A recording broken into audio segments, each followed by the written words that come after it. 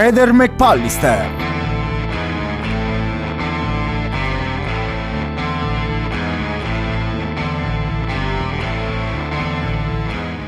Un dettaglio che non rientrerà mai nelle carte, non rientrerà mai nell'indagine, un dettaglio suggestivo lega Liliana e Sebastiano Visintin ad alcuni degli amici presenti nell'ultima cena, la famosa ultima cena del giorno prima della sua scomparsa.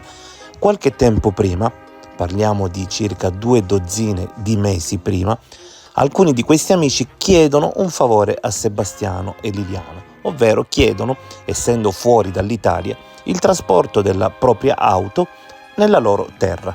In cambio sono anche disposti a pagare dei soldi a Sebastiano per il disturbo.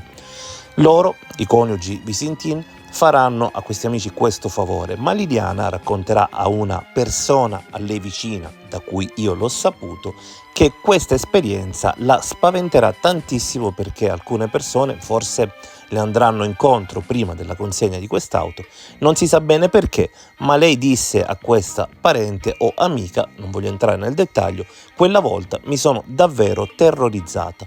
Cosa accadde di così spaventoso non lo possiamo sapere, non possiamo sapere se ciò lega ovviamente poi i fatti al tragico epilogo.